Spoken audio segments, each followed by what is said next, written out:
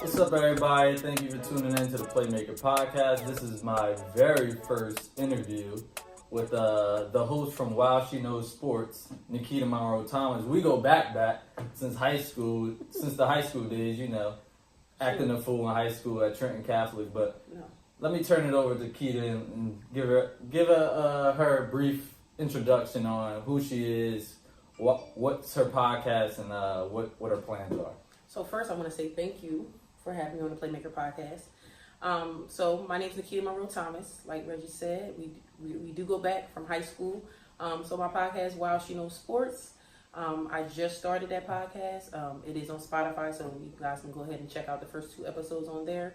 A little bit about myself. I am from Trenton, New Jersey. 28 years old. Degree in broadcast journalism, and that's just a little bit of brief introduction about myself. I appreciate that. So let's get right into it. So what's your motivation on starting a podcast, and who motivates you in the broadcasting world or journalism world? So who motivated me to start the podcast? Number one is myself. I honestly feel like I motivated myself with stop just waiting around for people and just did it myself. I said I wanted to start the podcast, so I started it, came up with the name. And right now I'm just slowly learning how to do it, slowly learning how to put out quality content. And who motivates me, number one, who motivates me is Jamel Hill. She's a big influencer. I listened to a lot of her podcasts when she was with Michael Smith, with His and Hers. And I watch a lot of her interviews and how she conducts herself. She knows what she's talking about. She stands in what she talks about. And she owns what she talks about, and that's a big thing. Being a black woman in this field, you really have to own and stand for what you say and have the facts to back it up. And that's what she does, and I'm a really big fan of hers. And I hope this podcast I can meet her and politic with her and learn some things about her. I like how you said the motivation was yourself first, because I can attest to that, because I started a podcast probably 2 years ago, and it was formerly Nightly Sports and Culture podcast. Correct. And I did 5 episodes, and then I just stopped for basically 2 years or a year and a half, and I was just fear the unknown, because I didn't want to. I was too worried about what other people thought, and Correct. if they would listen or not. You just got when you have a passion for something, you just got to go out and do it and live with the results, whether people like it, don't like it.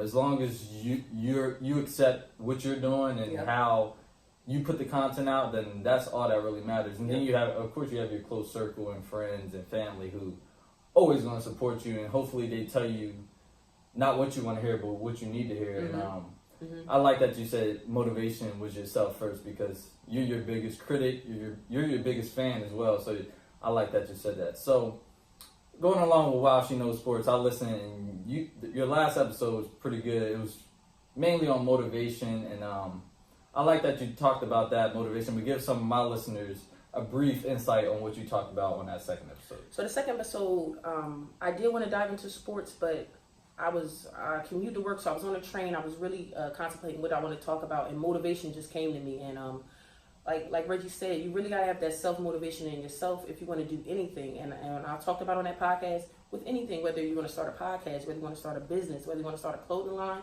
whether you want to open up a garage and sell cars, you have to have that motivation in yourself that failure is going to happen, but how are you going to adjust the failure? Failure is going to happen. We're going to fail, but how do you pick yourself back up? You get what I'm saying? And like you said, you started the podcast 2 years ago. You had some hiccups, but you was able to pick yourself back up. And if you didn't have a motivation in yourself, you wasn't able to pick yourself back up, correct? So that's what the second episode is about, motivation and pushing yourself. And you guys listen to that episode, I'm telling you, you will be motivated in anything that you do, because I'm telling you, from someone that just started a podcast, I'm telling you, you can do anything you put your mind to, anything you put your stamp on for yourself. Yeah, I agree with that, because there's a lot of people out here who, like I said, fear the unknown. They don't start that clothing line. They don't start that podcast. They don't open that restaurant because they're scared. And they don't know what's going to happen, how it's going to end up. But absolutely, if you never do it or never try, you'll live with that unknown and of not knowing, and just always thinking, it's always at the back of your mind. Yeah, and you live with regrets. And you never want to live with regrets. You want to do things that and that makes you happy, and you live with the results because yes, absolutely. Like I take it to LeBron. He went to LA. They're pretty bad this year. Correct. But I'm sure he lives with that result. Like that's what he wanted to do. That's what his family wanted to do. Correct. So what do you think about that? Like doing things you fear or doing things that may be unfamiliar territory for you. How do you feel you go about doing that? Well, first of all, that's a good question.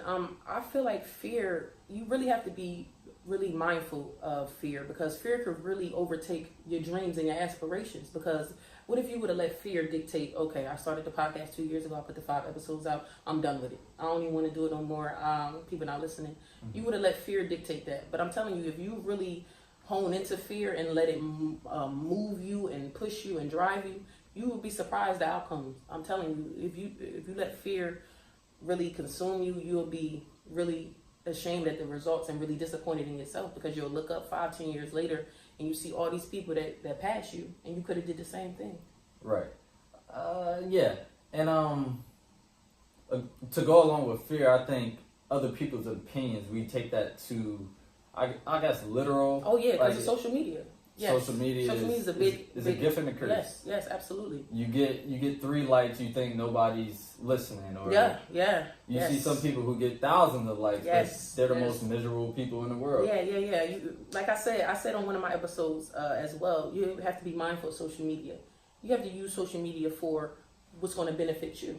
Okay, so you have a social media platform. You want to promote your brand. But don't let other people's misconceptions of your brand or misconceptions of who you are cloud that. You get what I'm saying? Like, yeah, a girl could post a picture half naked and get 1,000 likes, and I post my podcast and get 50. Mm-hmm. But I know those 50 people, and I know those 50 people is going to watch or listen to my podcast. She don't know the million people. They don't know her. They're not putting no money in the pocket. You got to think social media is not paying you unless you're promoting something and getting paid from it. So you have to be mindful of looking at people's journey. You have to be mindful. People's journeys are different. Our journeys are different. We both said in a podcast, but I'm on your platform. You get what I'm saying? And when I come to and I get my stuff together, you'll be on my platform. You get what I'm saying? So you can't be looking at that because that really clouds your judgment. Yeah.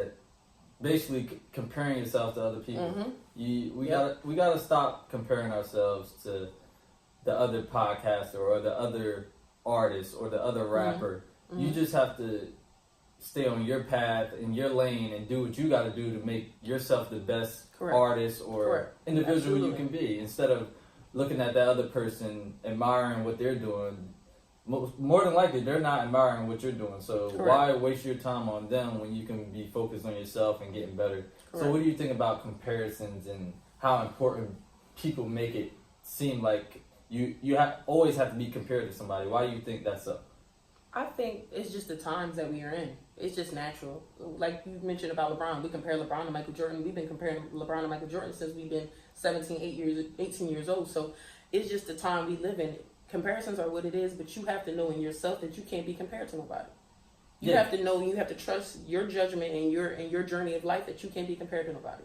I don't feel like I could be compared to nobody because I'm on this journey that God has for me. I don't know what journey they have for you, but I will hope that it's the best for you. You get what I'm saying? So we're both starting podcasts.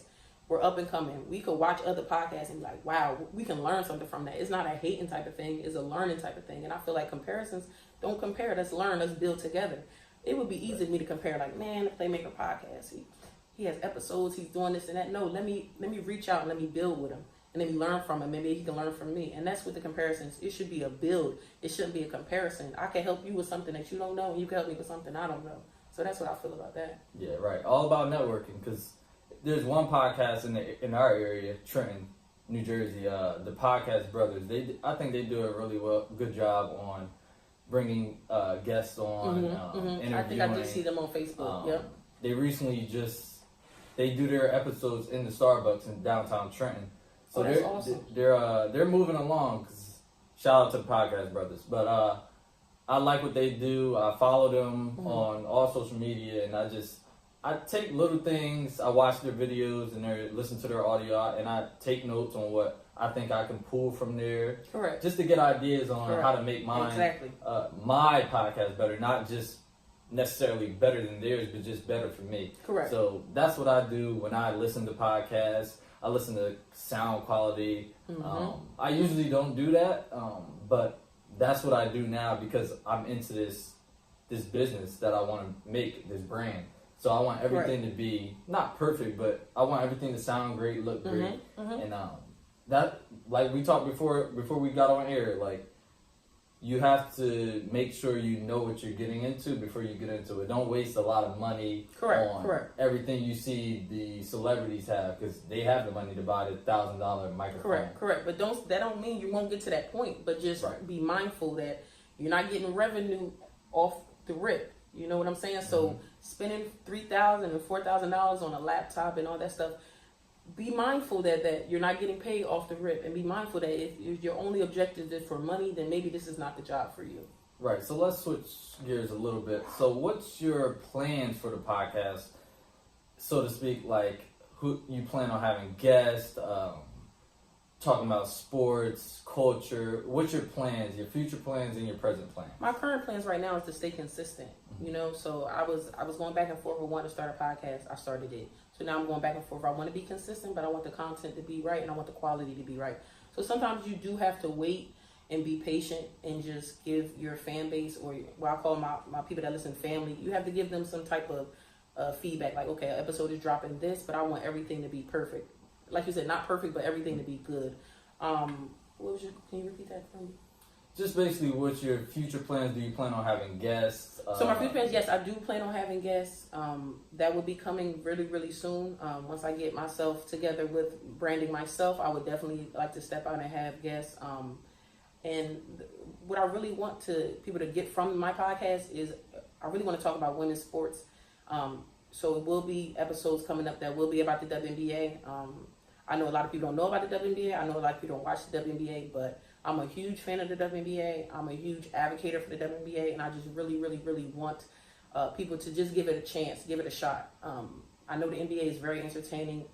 I love the NBA too, but I'm telling you, if you go to one WNBA game, you'll be very surprised at the talent level of these women. They are very talented, and they put a lot in their craft, and I just wish people just give them a chance. And it's not a comparison to the NBA, and I wish people stop. There's no comparison to the NBA. These are women professional athletes playing in their field, and these are men athletes playing in their field, and it's two separate. And people, if you look at it like that, you'll definitely have a more respect for WNBA basketball. I really feel like. To go along with WNBA, I used to go to a lot of New York Liberty games back when I was younger, and Teresa Weatherspoon was one of the nicest female guards I ever saw. And but what do you think they have to do to like better, I guess, brand or just get more insight or fans to the game? What do you think they need to do? Honestly, I don't know if this is going to be, I don't want this to be taken out of context, but the NBA, it has to be some type of team type of connection. You know how the NBA has the G League? Yeah. I feel like if there's some type of team connection with the WNBA, like the Lakers have, the Lakers and then the Los Angeles Sparks, if it was some type of interaction with the NBA and the WNBA coming together, I really feel like that could be something that could be successful for the WNBA. And also, it's just the WNBA doesn't have a lane. If anybody's a sports fan, you have the NBA, you have the NHL, you have baseball, you have soccer, you have all these different leagues, but the WNBA, we have to squeeze into certain fan bases, and that could become difficult when you're a league that a lot of people don't know about. You get what I'm saying? So I feel like if the WNBA could come to a conclusion where it could have its own lane, maybe that could be a type of successful. But it's the WNBA is going up. It's going into its 20-plus season. So we can only hope that it continues to grow and continues to get better. And if anybody out there, go to a WNBA game. If you don't go, buy a ticket or anything just to support, because I want, maybe if I have a daughter, to maybe take her to a WNBA game. Just fingers crossed that the league is around for that long, you know? Yeah, I saw a couple. The talent is there. I saw a couple highlights from the McDonald's All-American games. Yes. The female won the dunk contest, and she was actually doing dunks. Like she's going to Stanford. Shout out to her. Yeah, jumping over a teammate. Yes, like that's impressive for just a woman in general. Yes, a lot of men can't do that. Exactly. Yes. I know I can't, but that's neither here nor there. But yeah, women's sports they have the talent. I think it's just the marketing side. Correct. That's the big thing. That's the big thing. The marketing is very difficult, because how do you market a women's basketball player? You have to have women in those type of positions. You get what I'm saying? So That's where it becomes, you have to put yourself out there. So with this podcast, I hope that I can bridge the gap between men's basketball and women's basketball. And it's just a respect thing. I'm not trying to make nobody a Candace Parker fan, but when you watch her game, you're going to be a Candace Parker fan because that's just how hard she plays, or Nakaida, or the list goes on. So many WNBA players, So that's what I'm trying to do. You will hear a lot of women's sports. Either you're going to hear stats about it or anything like that, because I just want women's sports to be broadcast on a level that I don't see them being broadcast. So who do you feel is going to win the women's championship this year in college? You heard it here first on the Players Podcast. The Baylor Lady Bears will win the national championship this year. Who will they win? First. Who will they beat? They will beat UConn. Okay. They will beat UConn. UConn is always there. It just never fails. Gino, he knows how to get them. Yeah, and the thing about it is the talent level has risen in women's basketball. That now it's been 2 years since UConn won a national championship. That's a long time. Yeah, that's a long time. They won 4 in a row. Yeah. So, so it's been 2 years since UConn won a national championship. So the talent level of women's basketball is increasing at a rapid level. And every time I see these young players, either I'm watching it on Instagram or YouTube, they're dogs. They're just really advanced for their age levels. And any young lady out there playing basketball, you have to put the work in for yourself. Your coaches can only do so much. But also remember, this is coming from me, your academics is number one. If you have the grades to back it up, you can go to any university you want. And women's basketball, you stay there for 4 years, so why not get the best education you can get? You get what I'm saying? So I feel like, Baylor going to win. Baylor got it this year. So you got Baylor for the women's. How about the men's? Okay. I'm not even going to sit here and lie to you guys. My men's bracket is horrible. I think when I looked on ESPN, I'm like 2 million. Yeah, my bracket. My bracket, I picked a lot of upsets. I think I'm 88,000. Okay. I got North Carolina beating Duke, 70-85. I got North Carolina winning. The score. I'm just guessing out there. The score might be high, but I got North Carolina winning. I got North Carolina. That's my favorite college basketball team. I got them beating Texas Tech. I don't like Duke, so I didn't even want them to have a chance. Where did you get Texas Tech from? They played some defense. I watched the game last night. They played Michigan. Michigan had about a little over 40 points for the game. Oh. And Texas Tech has a top 10 draft pick. So that was my sleeper pick, and I didn't want to pick Duke to be in the championship because I think if they get to the championship, they're going to beat UNC. So I didn't want to take that chance. Yeah, I agree with you. Yeah, my bracket is very interesting. I had Oregon beating, who did they lose to yesterday? I had them winning. They didn't win. We know that. Virginia. Yeah, I had Oregon beating Virginia. They didn't win. So my bracket is shot. It continues to be shot. So yeah, hopefully UNC wins tonight and Duke loses tonight. But that's just a perfect world for me. But yeah, I don't know. Zion is a very talented young man. He's blessed. Have you ever seen? We've been watching college basketball since we was young. Have you ever seen a type of player like that? His physical build.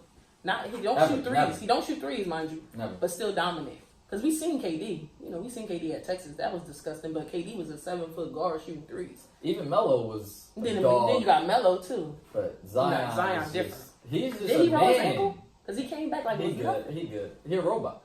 But he's just a different type of animal. Then he went to the perfect school for his game, Duke. And they got R.J. Barrett. They got Cam He's very Reddish. good. The guard, good. The one that brothers in the NBA. Trey Jones. Yeah, he's really good. They have a team. That's why I don't want UNC to meet up with them again. Yeah. We already beat them twice this year. Yeah. Almost beat them the third time, but nobody wants to play Duke. No, not late in this season. Central Florida they should have won that game. Oh, yeah, they should have won. Big Taco Fall. Yeah. He's huge, but I don't know if his game is going to translate to the NBA because the game is changing. Yeah, there's no post play in the NBA, so a 7'6" guy is really his benefit. Exactly. Yep. Besides Yao Ming, and Yao Ming's career was short because he was tall. Yeah. You get what I'm saying? So he had to retire early. Yeah, you had to retire early because of his knee problem. So yeah, 7'6" in the NBA is no benefit. Only person that's playing that height right now is probably Boban on the Sixers. Marjanovic. Yeah. But he hitting threes now, so he had to expand his game. Yeah, all the big men are expanding their game. You have to stay relevant, and it's harder to keep an NBA job nowadays. Oh yeah. So to stay on the NBA topic, I heard you talk about MVP briefly. Yeah. So who do you think is the top three in the race, and who do you think will win? Okay, so my top three has changed since my podcast came out. So I had I'm only gonna say a lot. My top three was Giannis, Harden, and Paul George. The recent slide that the OKC Thunder are on has led me to believe that it can't be Paul George third. They're losing games they're not supposed to lose. Even though OKC has had the toughest schedule, we know that. But from the talent standpoint, they shouldn't be losing some of the games they've been losing. So right now it's Giannis, Harden, and I'll throw Steph Curry in there. And so Giannis is your pick? Giannis is my pick. I'm going with Giannis. I feel like the Bucks, the transition they made from last year being 7th, losing over 30 games to now they're 55 and 17, and the players around him are playing better. So he kicks out, he goes in the paint, kicks out, he's shooting threes. He's making players around him better. And I don't think we can say that for other candidates in the MVP race. And that's just me being honest. We've been watching watching James Harden for years. Who has he made better? That's a good question. Who has he made better? That's just I'm not trying to throw no shit at James Harden. That's just his game. His game is a one-on-one play. We could say this about Kobe too. We could say this about a lot of players as offensively dominant. Kobe played defense. I'm not trying to knock that, but had the ball in their hand a lot of times. The only person you really can't say that about is LeBron. LeBron has made players that shouldn't even been in the NBA All-Stars. Took them to championship. Exactly. That 07 Cleveland Cavaliers team. Come on now. You bring up that whole roster from 2007 Cavs team. None of them are still in the NBA. Some of them are coaches. Some of them are. And that's why I can't knock his finals record, because I'm not going to say it's not fair, but it's not an accurate depiction of the talent level. And I don't think people, when they talk about, LeBron is this in the finals, are you saying that just because you want to compare him to Jordan, or are you saying that just because you don't like LeBron as a player or a person, or are you really saying it because you have the facts to back it up? We're not sitting here saying that he's better than Michael Jordan, but you have to really go into effect. Like, did Michael Jordan have to play against a Warriors team with 4 All-Stars? KD, Curry, Clay, Draymond, and don't forget Boogie. Now they have Boogie. They added Boogie. You get what I'm saying? Like, don't get me wrong. Michael Jordan had some really tough Pistons teams he went against, but no, it wasn't 5 All-Stars. Yeah, it wasn't 5 All-Stars. No, Jordan didn't drag players to the finals with him. And that's why I think people knock LeBron this year, because they're so used to him carrying teams that he's supposed to carry this Lakers team to the playoffs and to the Western Conference Finals. That was the talk in the beginning of the year. Yeah, exactly. They're going to be top 3, top 5 seed. They're probably going to make the Western Conference Finals. Correct. Because of his resume of doing that. Correct. So I think that's a knock on him just because of what he did in the past. And I don't think that's fair, because, he's talented enough to do that. But correct, he is. In the Western Conference, it's a different ball game over there. Sure is. Because in the Eastern Conference, you can win 35, 37 games and make the playoffs. And make a run in the playoffs. In the Western Conference, you got to have at least 45 wins to be an 8 seed. To be an 8th seed. And then you play the number 1 seed. Then you're probably going to get out of there. Yeah, then it's going to be an early exit. Yeah, so to piggyback off LeBron, the thing about it is, you go to LA, you got to really understand that wasn't just a basketball move. That was for his life and his family in general. You get what I'm saying? So you have to be mindful that the NBA, the checks you get from the NBA, it's not going to be forever. So you got to take the blueprint from LeBron, and if any type of decision you make, got to be for your family at the end of the day. And that's what all these players are doing now. KD, he coming out with he has a show on ESPN Plus on the app. Correct. Yep. Called The Boardroom, I believe it is. Yeah, it's The Boardroom. I watched the episode. It's pretty good. Similar to The Shop. Correct. That LeBron did. Correct. People are being in movies, like producing movies. Correct. You have to have some type of other income other than NBA. And he's setting that blueprint. And I'm pretty sure 99% of the league respects LeBron. They won't say it though. They don't say it. They won't say it though. It's kind of like a secret, like, oh, LeBron, go LeBron, but then it's like he sell out. No, like, he's doing things that you wouldn't think of doing, and now you can do it so comfortably. Yeah, because he set that. KD didn't get as much as backlash as I thought he would leaving OKC. Then LeBron got leaving Miami, and a lot of people like to compare him, but there's really no comparison. It's not even close. LeBron went to Miami. Miami didn't even make the playoffs the year before, right? Exactly. And so then, is LeBron's fault that he called, like, I call you Reg, let's do the podcast? No, it's his fault he called D-Wade, can I come? Let's go. He just get permission. D-Wade, Wade County. Yeah. Yeah. It wasn't like they was together. They won 72 games, Correct. 73 games. Yes, that's what I'm saying. I don't know who did that, but KD. Come on now.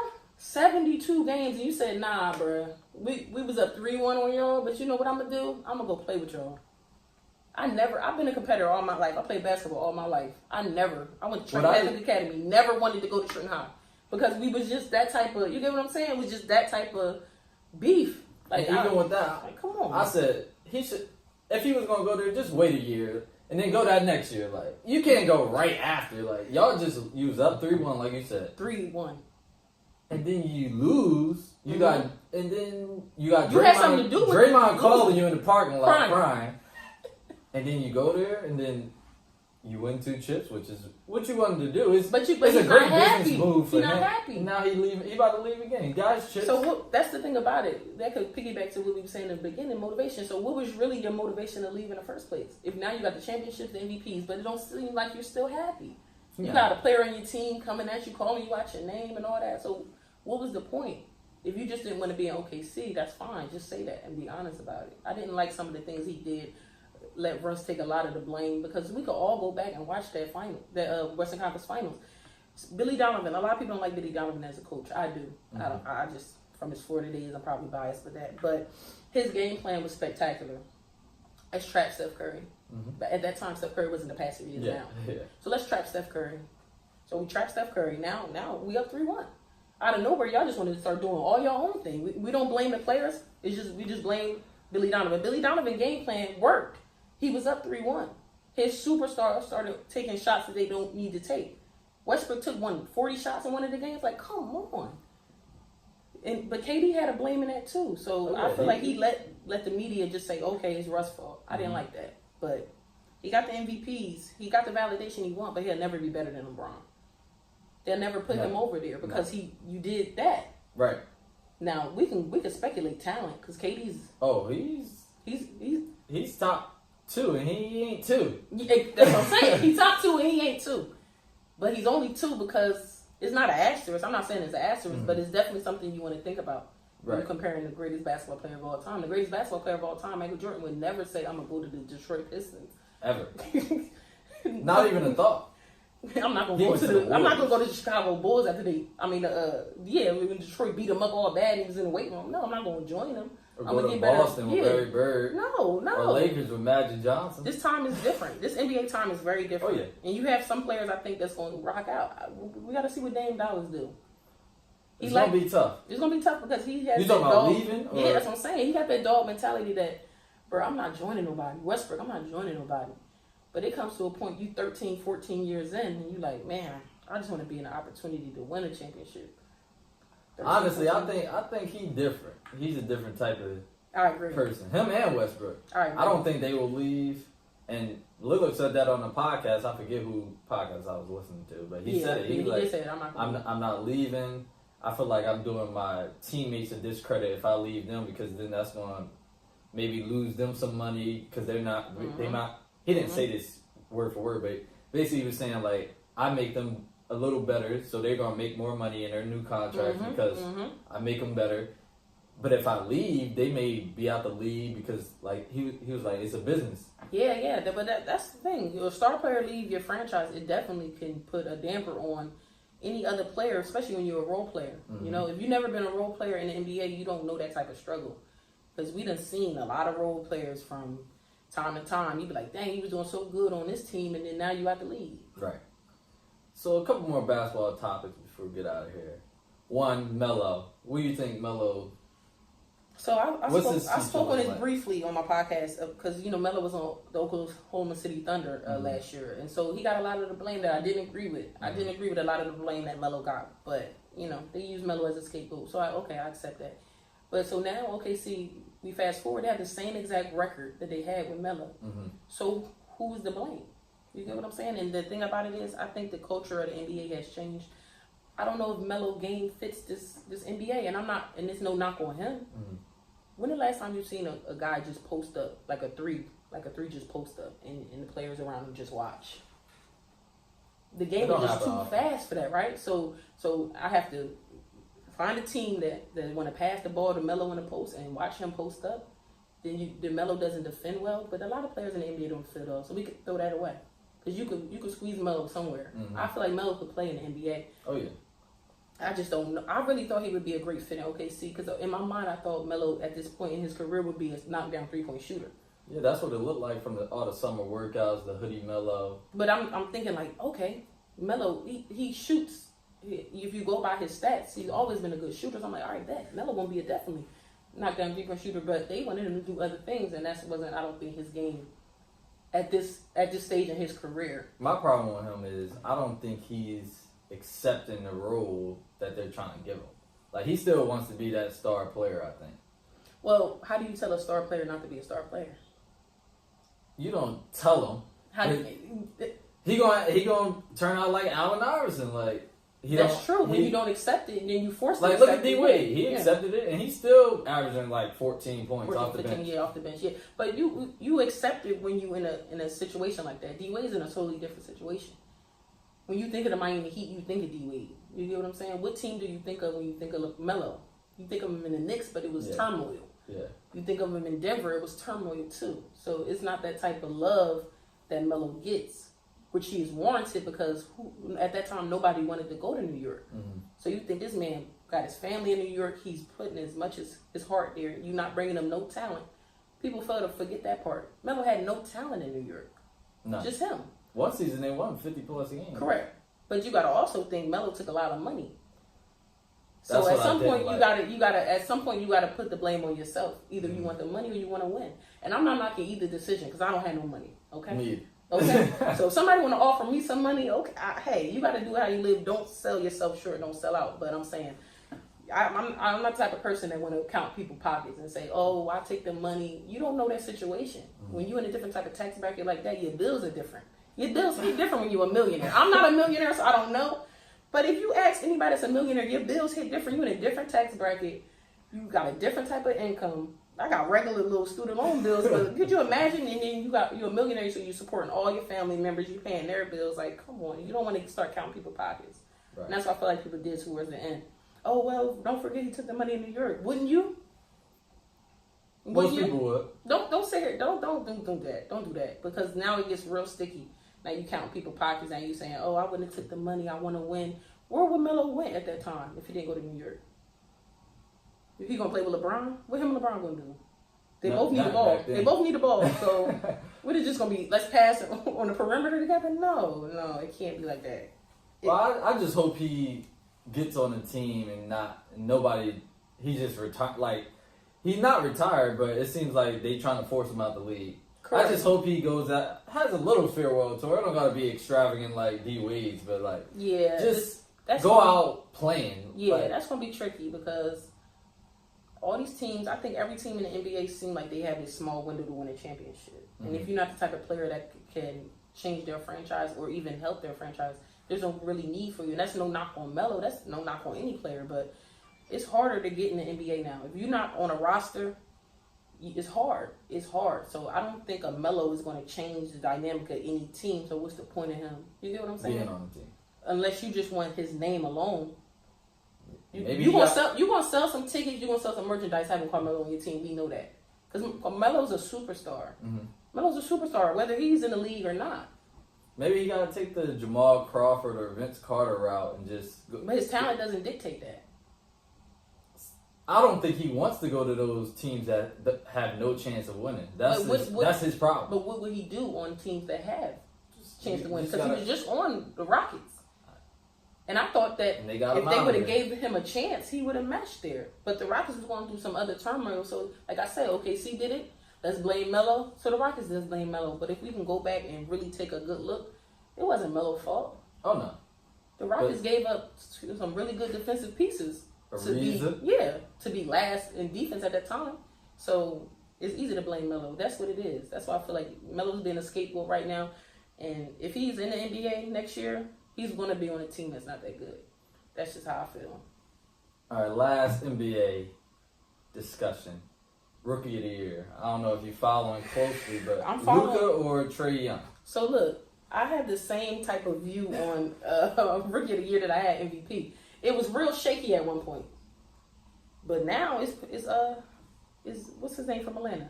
Trae Young? It's Trae. Ice Trae. I like that nickname too. Yeah. It's Ice Trae, and the thing about it is, there's no knock on Luka, but Trae, the numbers he's putting up, and he's really, really making the Atlanta really better. Yeah.